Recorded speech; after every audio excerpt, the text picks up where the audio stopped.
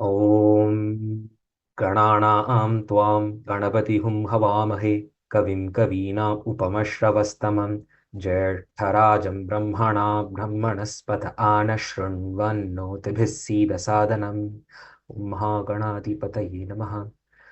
गुरुर्ब्रह्मा गुरुविष्णु गुरुदेवो महेश्वरः गुरुः साक्षात् परब्रह्मा तस्मै श्रीगुरवे नमः। गुरवे सर्वलोकानां ऋषे भवरोगिणां हितये सर्वविज्ञानां दक्षिणामूर्तये नमः। पूज्याय राघवेन्द्राय सत्यधर्मरताय च भजतां कल्पवृक्षाय नहतां कामधेनवे समस्तजनकल्याणी निरतं करुणामयं नमामि चिन्मयं देवं सद्गुरुं ब्रह्मविद्वरं श्रीगुरुभ्यो नमः। सरस्वती नमस्तुभ्यं वरदे कामरूपिणि विद्यारंभं करिष्यामि सिद्धिर्भवतु मे सदा। सरस्वत्यै नमः। Yeah. Um, so in today's topic, Puranas as a source of historical and geographical knowledge, I will be trying to trace the flow of Ma Saraswati, the Saraswati River, as we have been given through the Balarama Tirtha Yatra narrative.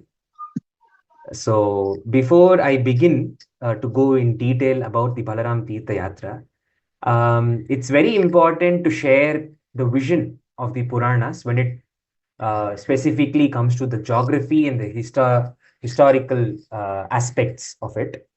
So if you see the geography of the Puranas, chiefly it hinges on the ancient legends and tales, without which the insights and the wisdom about the various geographical aspects couldn't have been shared or transmitted. Also, all the stories, if you have seen yesterday and day before, the acharyas have shared, all the kathas have a spirit of adventure, and inherently it has the appreciation for scenic beauty. It is an integral part of all the stories. And because of which, the sharing of all these insights about geography, history was very seamless. There were stories, and through that, the transmission of these insights were made possible. So essentially, the physical backdrop of these eternal tales from the Puranas contained a lot of geography and historical details. And most importantly, every legend sacralized the geography. So with this context, I thought it's very important to set this context, because time and again through the course of exploring the Balarama Tirtha Yatra, we can see how these facets come alive, and it will be also very interesting to sort of see these things as we go along in this session. And it's also important to remember history, it often we restrict it to human activity and some events primarily that have to do with people and their actions. But through this session, we will beautifully get to know how geography, geology it affects the way men live on Earth. And this in turn has an effect on history. So, what is beautiful about the Indic knowledge systems, again, as the acharyas have passed on to us, is the interdisciplinariness in it. You cannot see anything in isolation. So if we have to talk about geography, history, we need the stories, and the stories need these elements. And through these elements, history is shaped. And so everything comes together beautifully. It's very wholesome in its, in its nature.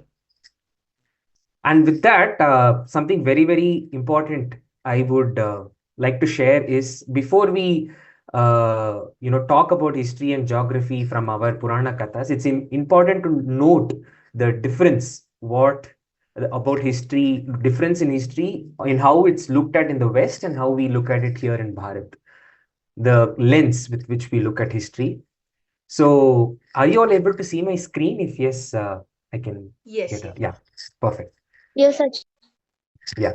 So primarily in the West, the history is seen with a date and event-centric approach. Whereas here in Bharat, we always look at the values and ethos. What are the various principles and life lessons we could derive? So this is a fundamental difference in history when it comes to the West and Bharat. Also, West focuses very, very uh, with a lot of emphasis on the written record, whereas we look at it as lived practices. So we even include things of lived practice, even if not is present in any text or scriptures, as history, because of a certain tradition or a community who have practiced it and who have given life to it. And a lot of our historical references also come from lived practices. There might not be any written record of it, but it's so seamlessly present in a culture or a community in their ways of being. The main objective of Western history is legal aspects. What belongs to whom, who is the rightful owner of this particular land, so on and so forth. But whereas for us, it's always been about transmitting timeless wisdom. That has been the key aspect of Indic history.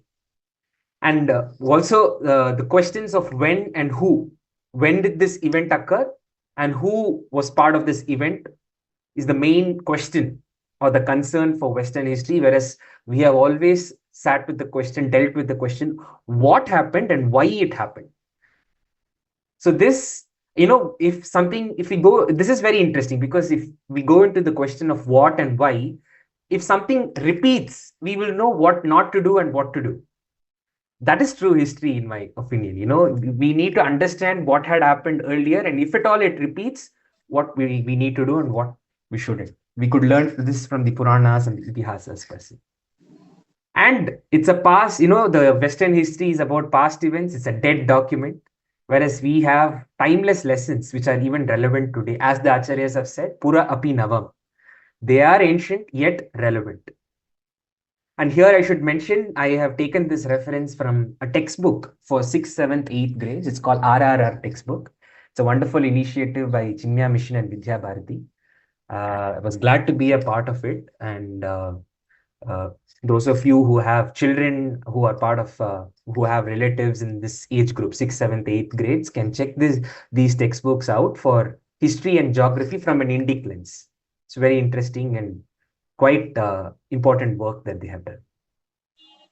So with this background, we can go into the Balarama Tirtha Yatra. I'm very excited about this yatra particularly. And so the synopsis of the Balarama Tirtha Yatra, it contains detailed account of the Saraswati River. It's present in the Shalya Parva, the 9th of the 18 Parvas. It's spanning about 20 chapters between chapter 33 to 53 of Mahabharat. In the 100 Parva classification, it's in the 76th Parva. It's also called the Tirtha Yatra Parva in the 100 Parva classification. And there are about 35 holy Tirthas, Kshetras mentioned along the Saraswati River. And when we trace these Kshetras, it will help us trace the flow of Ma Saraswati. According to some of the astronomical dating, it's predicted that about 42 days it was taken for Balarama to complete this complete yatra. And we can also see, through this yatra, some portions were partly dried up, showing how already Saraswati Ma was drying up, and it was representing an epoch, basically. The Mahabharata, basically the Dwapara ending and Kali Yuga starting. And the astronomical observations which were present in this yatra were key to dating of Mahabharata. Many scholars and scientists have used these dates in order to date the ending of Mahabharata war, because Balarama, after finishing the yatra, he would come back to Kurukshetra to witness the final duel, as you all know, between Bhima and Duryodhana. So that astronomical dating is used to date the Mahabharata war and its end, so on and so forth. So let me just show you a quick map which sort of traces the entire Saraswati River. As you can see, this is the starting point of the yatra. It's Dwaraka, the western coast. And he goes towards Prabhasa. Prabhasa is a very, very important spot, Kshetra, in this whole yatra. And then he continues to, Balarama continues to proceed to Chamasudbheda and then Udapana, as you can see. So as you can see here, from the west, he moves towards the northern direction.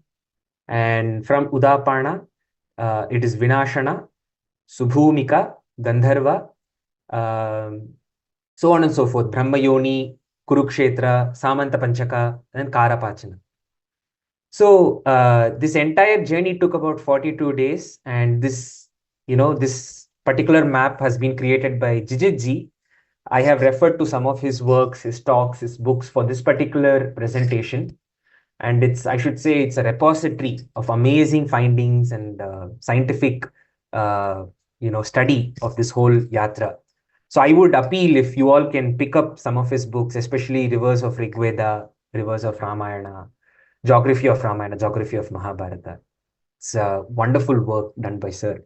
So major credit, if there is any meaning and good that you can derive from this presentation, it has to go to Jijitji primarily. Right? So this map is very important. We will be coming back to this, and we will see some of these kshetras in detail. And we can also go into some of the excavations that we have found, also some of the narratives associated with these places, and how the narratives glorify and magnify the sacredness of these locations. So first part, the first kshetra is Dwaraka. The yatra starts from Dwaraka, and it's mentioned here. I read the Mahabharata, the complete work of Mahabharata by K.M. Ganguliji. And that is also a wonderful work, very, very detailed work. We all can easily refer to it in English as well.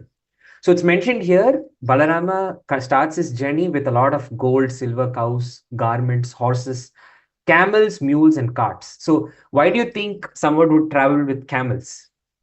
So it represents, that there could be some arid regions, dry regions through the journey. And so there might be need for camels, mules to carry some of these things and also travel in those harsh conditions.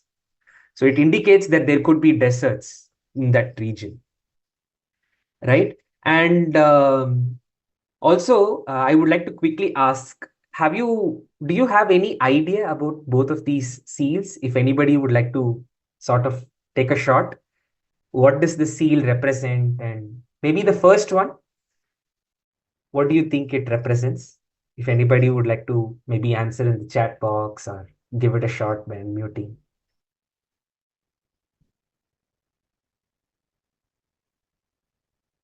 Just to give you some context, these were some excavations that were found from Dwaraka. So they did undersea excavations there. And very interestingly, they found some of these seals that they could retrieve. So the first one represents a story where Krishna, breaks a tree into two portions. Yeah, it's mentioned in Bhagavata Purana also. So that there is a seal which represents that whole episode.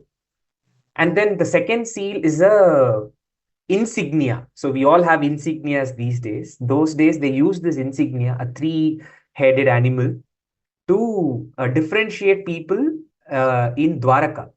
So back then, there was this feud between the Jarasandha and Krishna of Dwaraka. So people used to infiltrate Dwaraka. So Krishna and the kings, the ministers of Dwaraka came up with this seal to differentiate the people living there with the infiltrators from Jarasandha's kingdom. So this is mentioned in Hari Vamsha basically, and it corroborates. I mean, they found these excavations in Dwaraka, so it corroborates. It's a scientific proof that such a place existed, and it's not some myth. It's very easy to shrug something as myth or some story of the past, but these excavation scientific studies help us find meaning in these narratives and also corroborate it scientifically. Yeah. And it was also found in the excavations that the buildings were raised on boulder foundations. In these days, modern engineers for building in reclaimed areas. For example, in Bombay, they sort of build boulder foundations and then build buildings on that in coastal regions so that they can expand, uh, you know, uh, portions or regions of, where buildings can be built. So the ancient technique also confirms that the reference in the epic and Puranas that reclamation of land from the sea for Dwaraka city was done. It's also mentioned how Krishna reclaimed some portion of land to build this holy city, Dwaraka. But it's also important in present times to note that how dredging, because of the existence of ports and mines, dredging and accumulation of sand doing, because of a lot of irrigation and whatnot, the amount of damage that is caused to these kshetras is more than what nature can do in all of these thousands of years. So we really need to then question, at what cost can we go after material development, because can we do it at the cost of kshetras and its energy and its potential? So I really wanted to bring this point so that we understand how today, in the name of development, we could actually do a lot of disservice to the sanctity and the energy and the potential of these kshetras. So from here, Balarama proceeds to a place called Prabhasa. And there are so many stories and incidences related to Prabhasa. It refers to the vast coastal regions. And today there is a place called Prabhas Patan in current Gujarat. And it's also close to Somnath. But in Mahabharata, we need to understand Prabhasa refers to the wide western coast. It's not one spot, but the wide region which is near the coast. And it's also mentioned as a sacred landing space. Landing space of what? Saraswati River, right? And this particular location is associated with the legend of Soma. So this is a very, very important narrative which mentioned in the Mahabharata and also other Puranas. So as we all know, Soma, the moon, he has 27 wives. Why 27? 27 nakshatras, as we all know, right?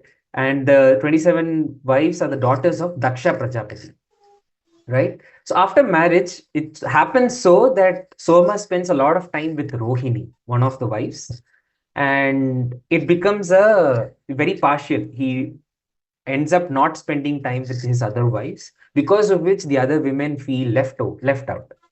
So they thought, okay, let me leave married life and take up tapasya instead. So they go to their father, Daksha Prajapati, and they relate whatever is happening.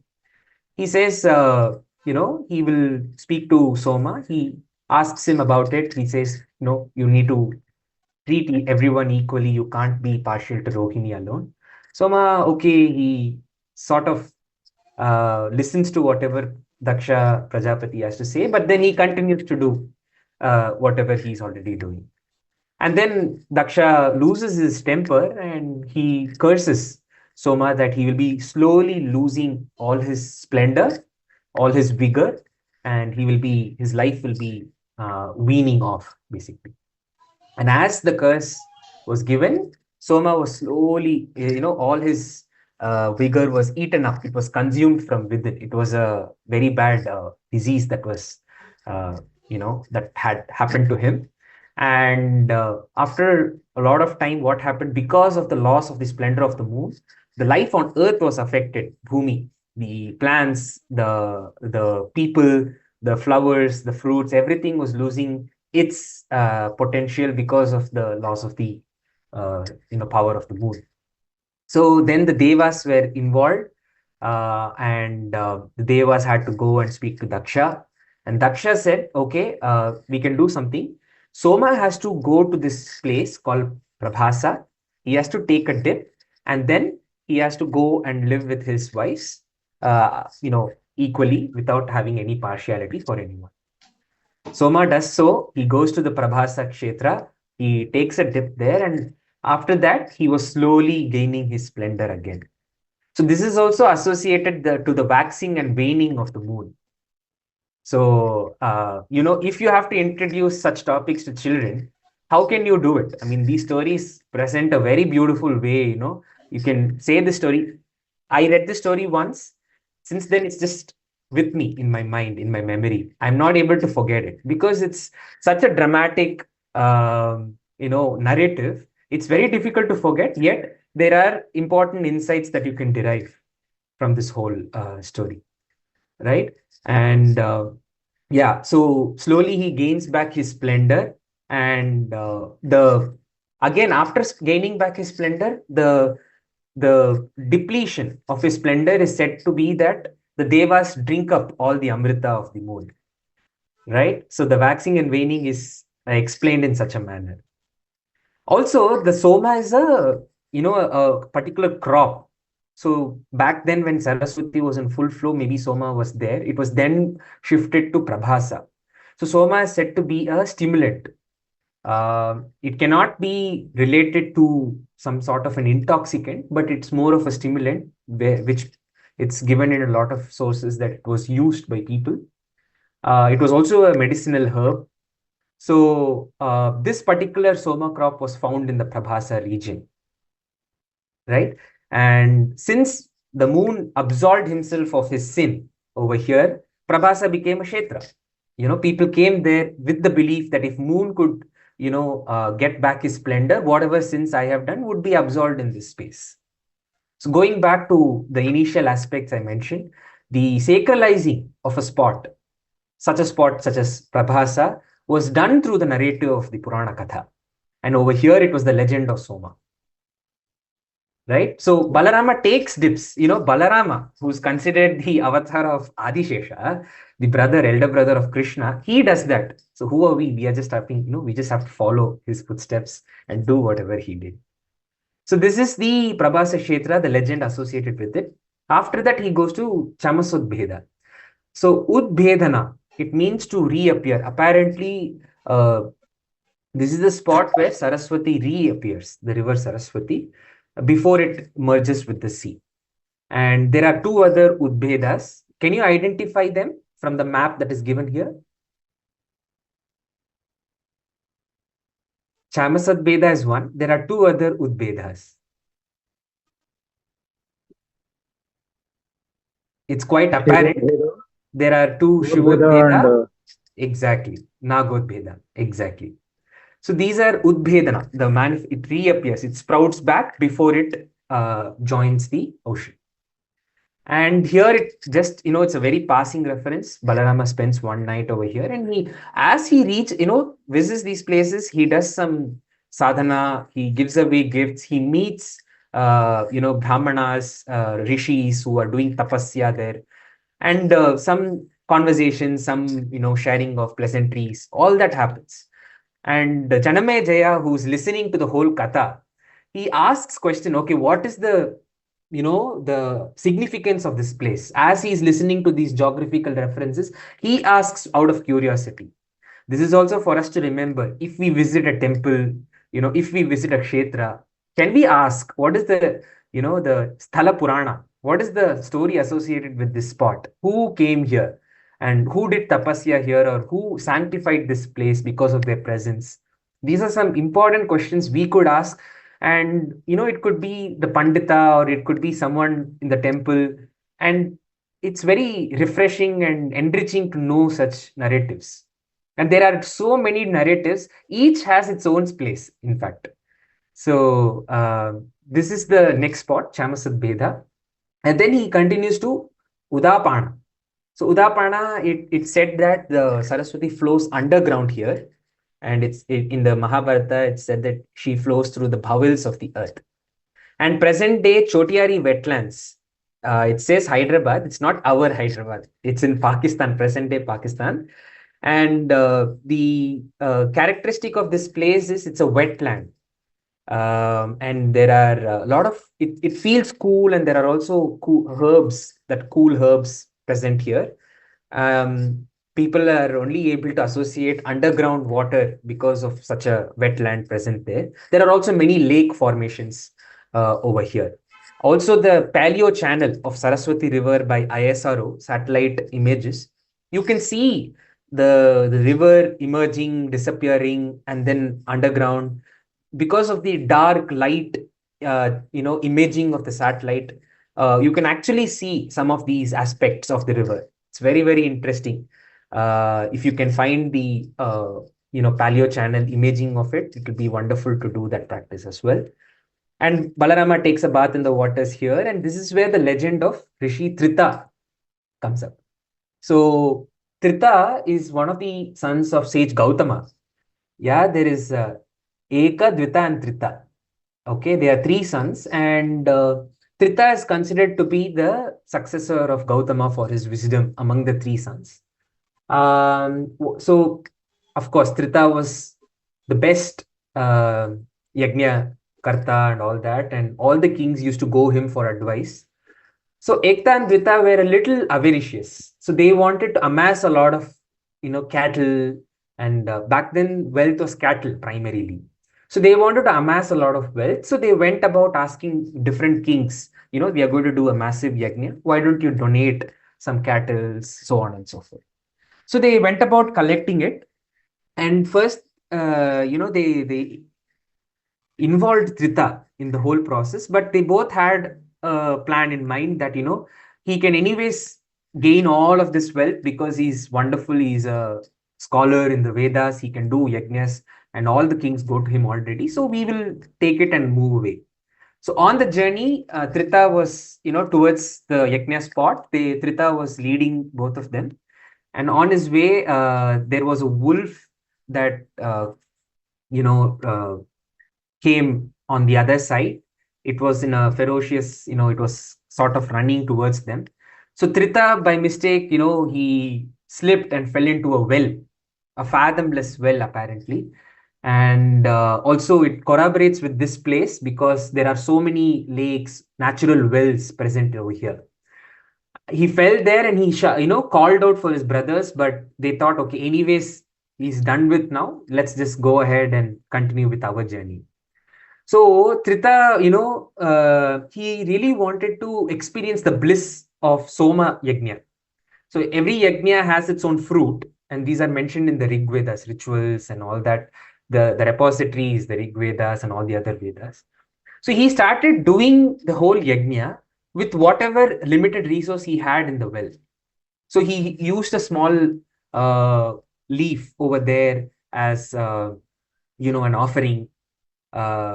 And he used water droplets, thinking it's ghee, so that he can offer it in the fire.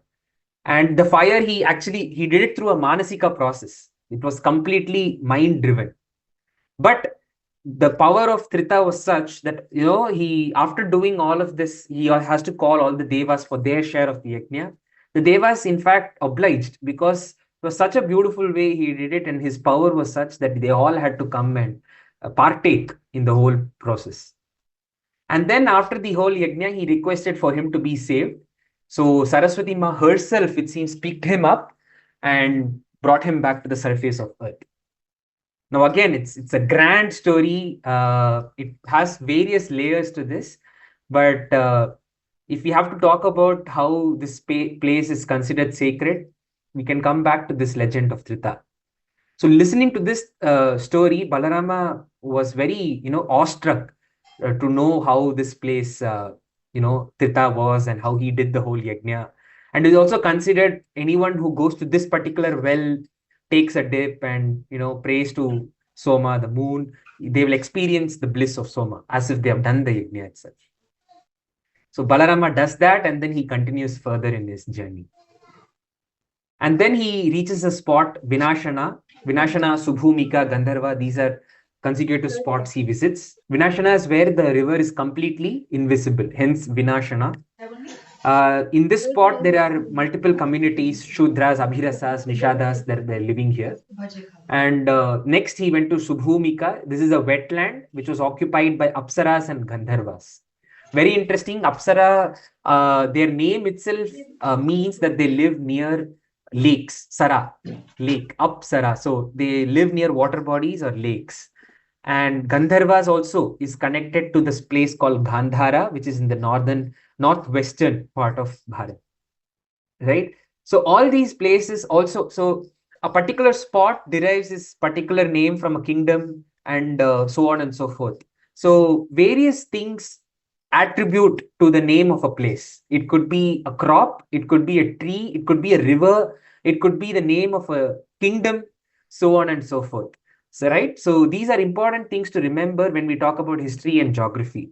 And we can also go about trying to understand a place uh, through the name of the place, with respect to what vegetation or climatic condition or what particular tree is very famous, so, and or what animal is mostly found there. And all these are also given in the Puranas in detail. It's very interesting to do a study in it, right? And then Balarama proceeds to Gargasrota and Shankatirtha. This is where Gargasotra is where Rishi Garga gained the knowledge of Kala in this spot. It's also attributed to the place where astronomical observations could be done massively. So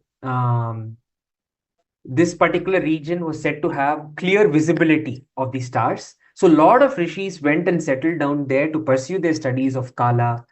Rishi Garga himself was there, and a lot of them went to learn from him under his tutelage. And over here, Balarama gives away most of his wealth, including the camels and mules.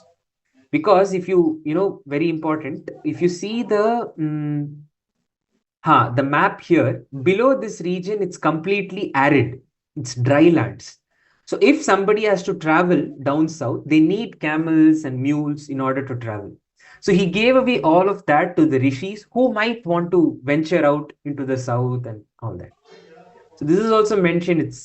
It all corroborates beautifully, and it's interesting to see how these are not some myth. It's very unfortunate. Previous day also, Acharya said we simplify it by just saying these are myths. But how can such a myth exist when so many things align? The narrative aligns, the history aligns, the geography aligns, climatic conditions aligns. I mean, it can't be done sheerly by creativity. There has to be some truth to it. And in Shankatirtha, the sacred tree, Moha Shanka, was present. This is the people tree. It's also called Bodhi tree in the Buddhist traditions. So over here, it seems Balarama spent some time. It's also a tree of very important relevance. And again, Moha Shanka, Shankatirtha. So this Tirtha gets its name from the Shanka tree, Moha Shanka. And over here, it seems the Yakshas, Rakshasas, Pisachas, and Siddhas lived. And then he further proceeds in the southern banks. It was densely populated. There were thousands of tirthas along these banks because so many towns and cities were settled around here. It extended up to Samanta Panchaka. So Samanta Panchaka is, let me go back to the, over here, all the way leading up to the foothills of Himalayas, Himavat.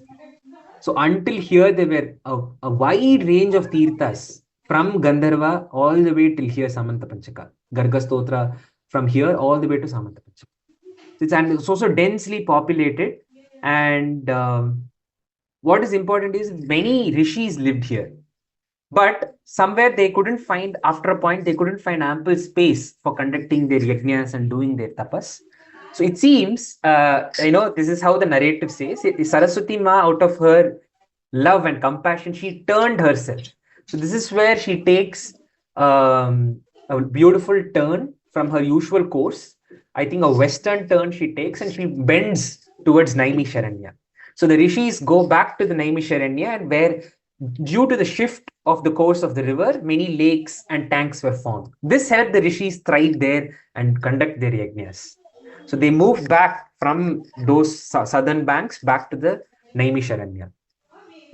Right? So again, the bending of a river is also connected to a narrative, and how out of compassion she wanted to help the rishis, have more space for their work. And then, I won't go deeper because this, as I said, 20 chapters. If you can spend some time, go deeper into each of these chapters, a lot of legends and beautiful narratives come alive. Let me quickly go through some of these. The next spot is Sapta Saraswat. So this is the place where 7 different tributaries join into the Saraswati River. It's considered a very, very sacred spot. This spot is also associated with sage Manakanaka's tapas. So this is a very interesting story. Apparently, he's a very evolved sage. And one day, because while collecting, some grass, his fingertip got cut. And from the spot which was cut, there was a lot of vegetable juice apparently that was coming. And he started, dancing in complete bliss.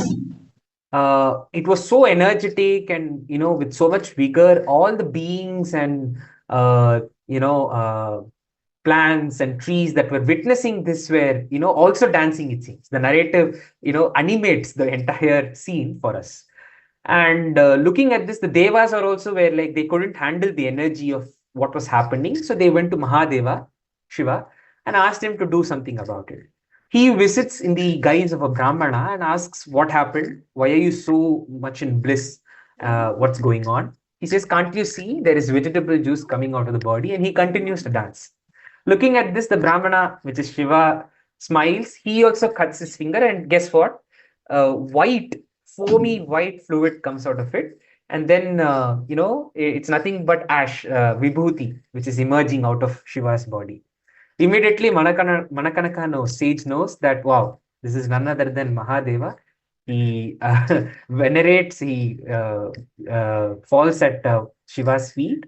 And Shiva says, I wish and I bless you that because of whatever you danced, you should not lose whatever vigor you have gained. You should regain all of it. And here I will be known to be present along with you and blessing whoever comes here with the bliss that you experienced.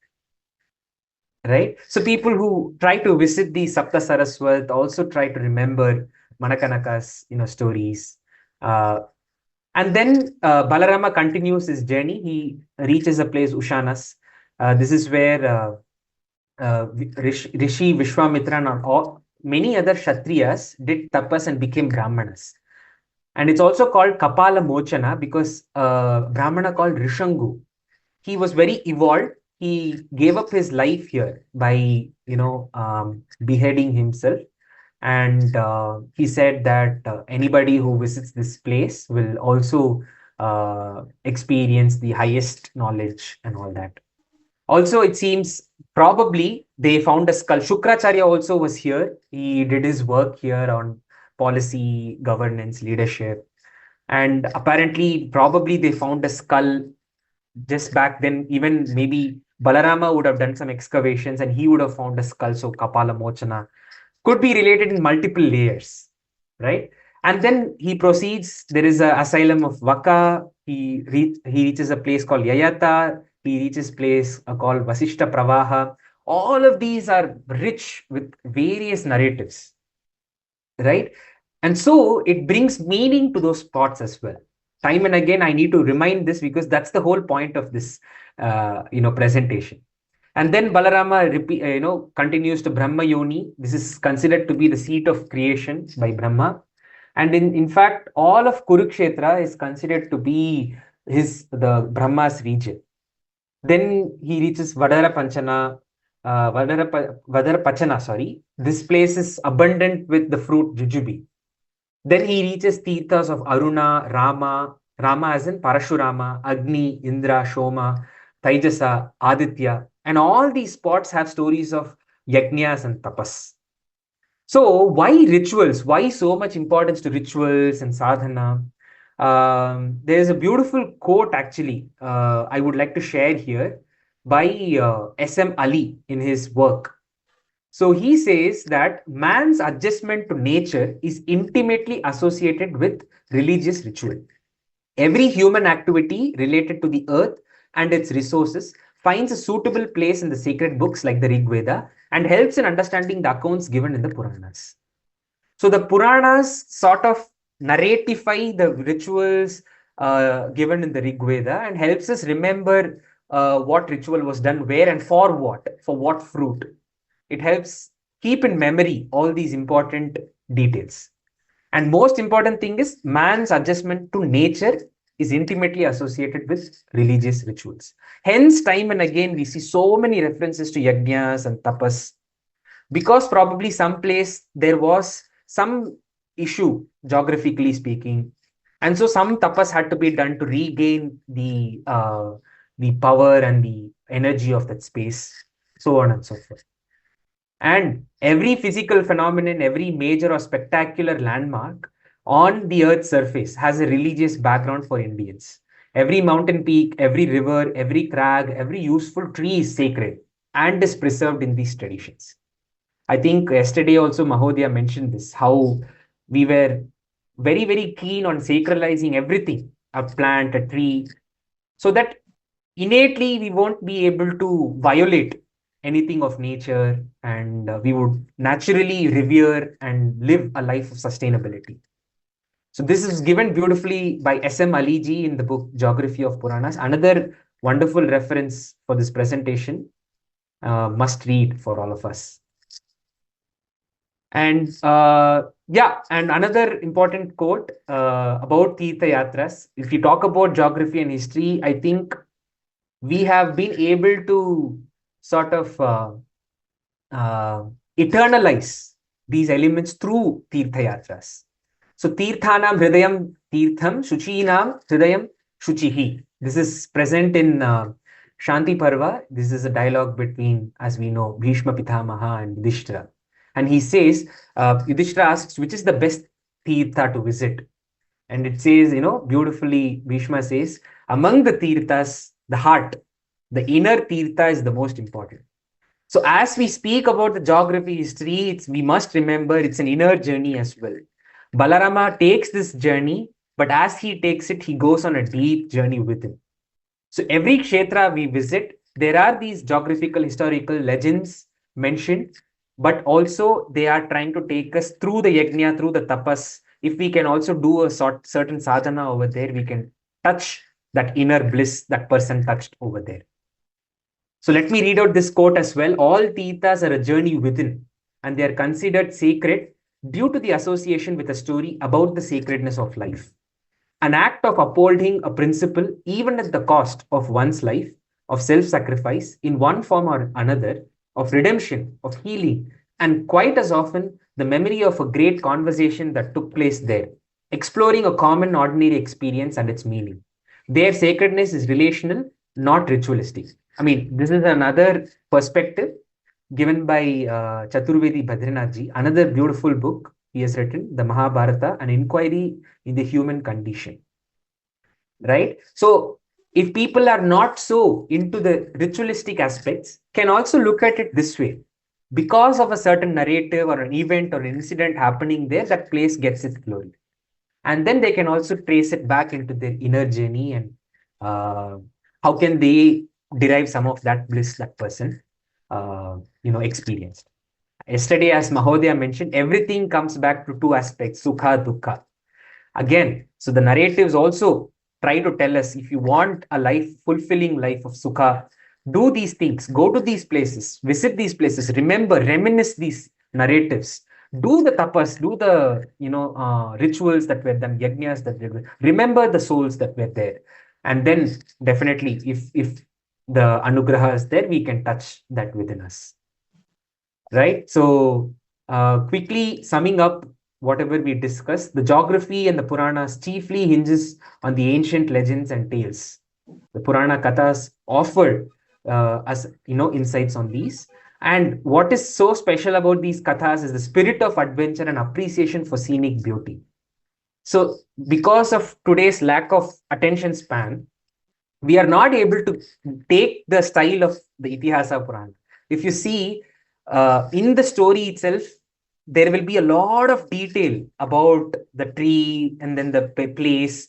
Even in Ramayana, if you see, what was so beautiful, even during the whole Vanavasa, there are detailed accounts of various spaces and spots, right? So all this is offered to us so that we can feel inspired to go and visit these places and also get a hang of the geography of the nation. The physical backdrop of these eternal tales contain geographical details, as we discussed, and every legend sacralized the geography. Right? So if we can remember this, I think nothing like it. I had something more in mind, but I think we should stop here. And probably I would like to take some thoughts and sharing over here about the presentation so far. Thank you. Thank you so much, Sri Hariji. It was an insightful session so far. And in the Renuka previous, ji, I think we're not able to hear you if you're speaking. am I Yes, audible go now? ahead and Yes, yeah. Okay, sorry, and thank you. It was an insightful presentation, and I am sure that all of us we wanted some kind of resources to go through that you have presented very well. So, so as a beginners, we needed few very easily digestible resources which we can go through, and then we can start our journey into this whole what are Puranas thing. So, those were brilliant. So for all our participants, I'll surely list those resources and I'll put it in our WhatsApp group as well, the ones that Sri Hari ji has mentioned. Yeah, Right, I have a slide. I forgot mentioning it, so I have right, mentioned it.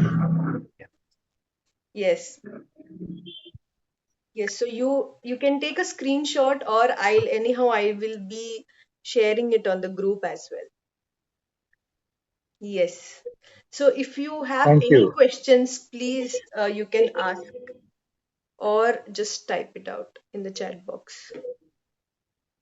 Yeah, I wanted to share one thing with you.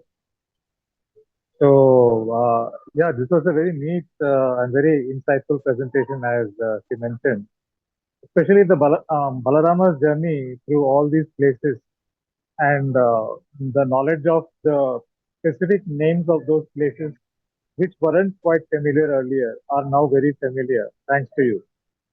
And the the the thing that is associated with rituals, well, has also come out very clearly, isn't it? Most of the people do not really know what rituals actually do and how they represent our culture.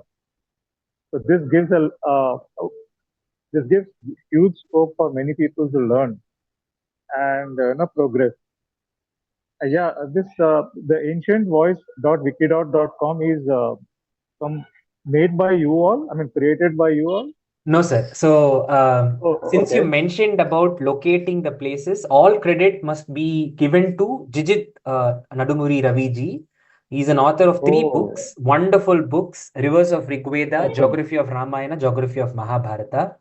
I haven't read all of it, but this ancientvoice.wiki.com is also his resource. He has so many articles, resources on various aspects about Purana Itihasa. And he also awesome. worked, he's a former officer in the ISRO. So, a great scientist, a great mind in our space. We must all definitely read and promote his work actually. Agree. So every slide has a Agree. courtesy mentioning him. If you had mentioned, if you had Hmm. noticed, all credit has to go to him, and if there is any mistake, it all belongs to me. Yeah. That's nice. But one more thing I wanted to understand is about if these locations and these geographies that we have learned today are they to be Yeah. found even in the Gita Press editions of Mahabharata? So the Mahabharata, basically, it only mentions the path. What Okay. This is the work, the exact locating has been done by Jijitji with the Okay. various information sources that he has, the satellite imaging. And then based on some certain references and description of the places, he kind of gave the probable location of these places. Thank So you. that's how he went about it. Yeah. Yeah, it's very vivid. Thanks to him. Yeah, All absolutely. right. We can take one more question. All right. All right. If you have any questions, you can also post those questions in our WhatsApp group, which will be communicated to the scholar for sure, and we'll get back to you. And Sri Hari ji, thank you so much. And we are looking forward for more such collaborations with you and more such insightful sessions as well. So Thank if you so we much for the opportunity. I look forward to joining the upcoming sessions, and I would also appeal that everybody join in and derive a lot of value from this series. Thank you so much.